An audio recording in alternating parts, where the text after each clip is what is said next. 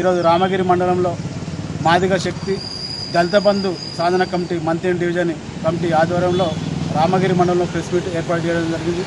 ఈ press meet యొక్క ముఖ్య ఉద్దేశం ఏమనగా మే 11న జరిగే తెలంగాణలో జరిగే పార్లమెంట్ ఎన్నికల్లో భాగంగా మరి కాంగ్రెస్ పార్టీ మాదిగలను వంచింది. ఇటు భారతీయ జనతా పార్టీ రిజర్వేషన్లే రద్దు చేస్తా అని చెప్పి అంటుంది. కాబట్టి వాటిని ఖండిస్తూ రాబోయే పార్లమెంట్ ఎన్నికల్లో ఆ రెండు పార్టీలకు కూడా బుద్ధి చెప్పాలని చెప్పి ఈరోజు ప్రెస్ మీట్ ఏర్పాటు జరిగింది.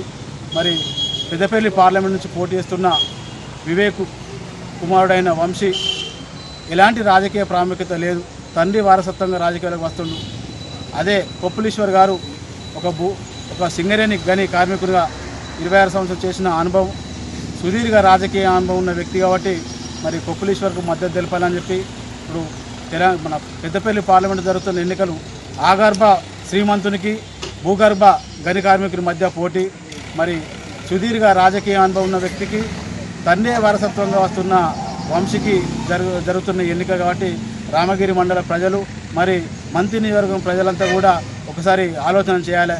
దళిత మేధా వర్గం అంతా కూడా ఒకసారి ఆలోచన చేయాలి. మరి కాంగ్రెస్ పార్టీ 17 పార్లమెంట్ స్థానాల్లో 3 ఎస్సీ రిజర్వ్డ్ కాబట్టి 3 కూడా మాదిగలకు ఒక్క సీటు కూడా ఇవ్వకుండా మాదిగలను వంచి రాజకీయంగా గొంతు నొక్కే ప్రయత్నం చేస్తుంది. కాబట్టి మరి మన సత్తా ఏందో చాటాలని చెప్పి ఈ 11న జరిగే పార్లమెంట్ ఎన్నికల్లో మరి టీఆర్ఎస్ మాదిగలకు 2 సీట్లు, మాలా వర్గానికి 1 సీట్ ఇచ్చింది. కాబట్టి మా మద్దతంతా కూడా ఈ మాదిగ శక్తి యొక్క మద్దతంతా కూడా దళిత బంధు కుటుంబాలను కూడా 1,30,000 కుటుంబాలకు కేసీఆర్ సెలక్షన్ చేయడం జరిగింది.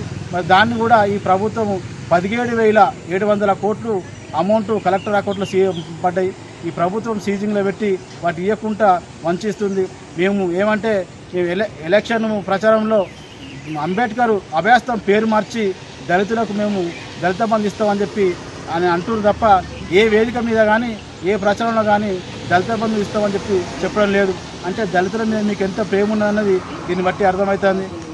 అయ్యా మరి మేము ఈ తెలంగాణలో ఉన్న దళితులమే, మేము పక్క రాష్ట్రంలో ఉన్న దళితులం కాదు. కాబట్టి దళితులను దళితులుగా చూడాలి. దళితులు ఆర్థికంగా రాజకీయంగా సామూహికంగా ఎదగాలని చెప్పి ఏ ప్రభుత్వమైనా కృషి చేయాలని చెప్పి మేము ప్రభుత్వాన్ని డిమాండ్ చేస్తున్నాం. మరి రాబోయే పార్లమెంట్ ఎన్నికల్లో మా దళితులమంతా కూడా బీఆర్ఎస్ పార్టీకి మద్దతు తెలిపి మరి కొప్పులీశ్వర్ను అఖండ మేయర్తో గెలిపించాలని చెప్పి కోరుకుంటున్నాం. జై భీమ్. జై భీమ్. మాదిగ సోదరులకు విజ్ఞప్తి చేసేది ఏంటంటే కేంద్రంలో బీజేపీ పార్టీ అధికారంలో ఉండి కూడా మా వర్గానికి సంబంధించి ఒక ఎంపీ సీటు కూడా కేటాయించలేదు. కాంగ్రెస్ గవర్నమెంట్ కూడా కేటాయించలేదు. కానీ అదే కేసీఆర్ గారు 2 మాదిగ సామాజిక వర్గానికి 2 స్థానాలు, మాల సామాజిక వర్గానికి 1 సీట్ ఇచ్చాడు.